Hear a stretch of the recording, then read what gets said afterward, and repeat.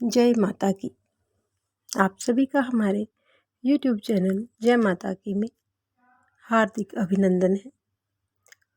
आज हम निर्जला एकादशी व्रत, जो सभी एकादशियों में सबसे बड़ी एकादशी के नाम से जानी जाती है, उसकी कथा को सुनेंगे और इस व्रत को किस प्रकार से किया जाता है, क्या इसके विधि विधान हैं, इन सब के बारे में आज के हम अपने इस वीडियो में जानेंगे।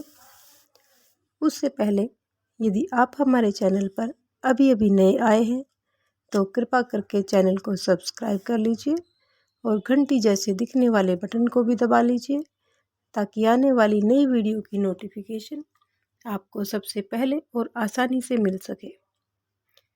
तो शुरू करते हैं निर्जला एकादशी व्रत की कथा। कथा से पहले हम इसके बारे में थोड़ी सी जानकारी लेंगे। निर्जला एकादशी व्रत जेठ सुदी की एकादशी को किया जाता है। एकादशी के दिन सबको निर्जला एकादशी का व्रत करना चाहिए। इस व्रत में जल भी नहीं पीना चाहिए। यदि बिना खाए नहीं रहा जाए तो फलाहार लेकर व्रत को करें। एकादशी के दिन सभी मटके में जल भरकर उसे ढक्कन से ढक दे और ढक्कन में चीनी व दक्षिणा इत्यादि रख दे। जिस ब्राह्मण को मटका दे उसी ब्राह्मण को एकादशी के दिन एक एक सीधा और शरबत दे। मेहंदी लगाकर, नथ पहनकर, ओढ़नी ओढ़कर सबको एकादशी के दिन बायना निकालना चाहिए।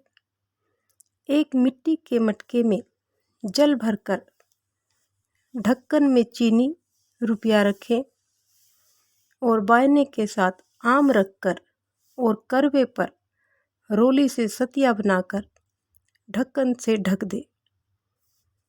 फिर हाथ फेर कर सासू जी के पैर छूकर ये उन्हें दे दे। तो ये थी विधि विधान कि किस प्रकार से इस व्रत को करना चाहिए। अब हम जानेंगे निर्जला एकादशी व्रत की कथा। एक समय की बात है कि भीमसेन ने व्यास जी से कहा कि भगवान युधिष्ठिर, अर्जुन, नकुल, सहदेव, कुंती तथा द्रौपदी सभी एकादशी के दिन उपवास करते हैं तथा मुझसे भी यह कार्य करने को कहते हैं। मैं कहता हूँ कि मैं भूख को बर्दाश्त नहीं कर सकता। मैं दान देकर तथा वासुदेव भगवान की अर्चना करके उन्हें प्रसन्न कर लूँगा। बिना व्रत करे जिस तरह से हो सके मुझे एकादशी व्रत का फल बताइए। मैं बिना काया क्लेश के ही फल को चाहता हूँ। इस पर वेद व्यास जी बोले कि भीमसेन, यदि तुम्हें स्वर्ग लोक प्रिय है तथा नरक से सुरक्षित रहना चाहते हो तो दोनों एकादशियों का व्रत रखना होगा। भीमसेन बोले कि हे देव, एक समय के भोजन करने से तो मेरा काम न चल सकेगा। मेरे पेट में वृक नामक अग्नि निरंतर प्रज्वलित रहती है। पर्याप्त भोजन करने पर भी मेरी क्षुधा शांत नहीं होती है। हे ऋषिवर, आप कृपा करके मुझे ऐसा व्रत बतलाइए कि जिसके करने मात्र से मेरा कल्याण हो सके। इस पर व्यास जी बोले कि हे भद्र, ज्येष्ठ माह की एकादशी को निर्जल व्रत कीजिए। स्नान आचमन में जल ग्रहण कर सकते हैं। अन्न बिल्कुल न ग्रहण कीजिए। अन्न आहार लेने से व्रत खंडित हो जाता है, यानी अन्न का बिल्कुल भी हमको इस्तेमाल नहीं करना है, अन्न को ग्रहण बिल्कुल नहीं करना है। तुम भी जीवन पर्यंत इस व्रत का पालन करो। इससे तुम्हारे पूर्व व्रत एकादशियों के अन्न खाने का पाप समूल रूप से नष्ट हो जाएगा।